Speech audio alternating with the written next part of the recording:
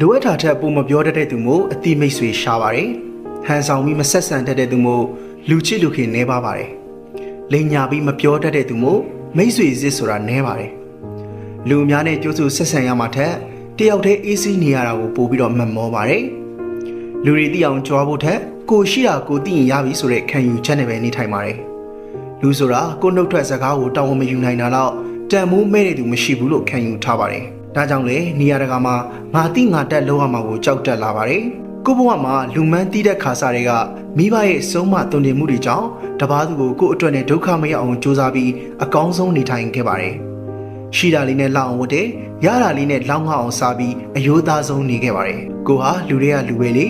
ကိုတယောက်တည်းကောင်းအောင်နေလို့မရတယ်လို့ဒီလူတွေနဲ့မဆက်ဆံချင်လို့မရတယ်လို့မပတ်သက်ချင်လို့လည်းမရပြန်ပါဘူးဘလို့လူမျိုးတွေနဲ့ဆက်ဆံရပါစေတာစင်နာစီဆိုတဲ့စိတ်နဲ့မဆက်ဆံခဲ့တာတော့ကိုပဲသိပါတယ်လူတိုင်းဘောစိတ်ရင်တိုင်းရိုးသားပွင့်လင်းစွာဆက်ဆံခဲ့တယ်တတ်နိုင်သလောက်မေတ္တာထားဆက်ဆံတယ်ပေးနိုင်သလောက်ကူညီပေးလိုက်တယ်ပြန်ရလို့မှုစိတ်နဲ့တခါမှမထားခဲ့ဘူးပါဘူးဒါပေမဲ့တခါတလေကြတော့ပွင့်လင်းရိုးသားမှုတွေကလူတိုင်းနဲ့မတန်ခဲ့ဘူးကိုကဘလောက်ရိုးသားသူဖြစ်နေပါစေတန်မိုးမသိတဲ့သူကတော့ခံများများရဲ့ပါ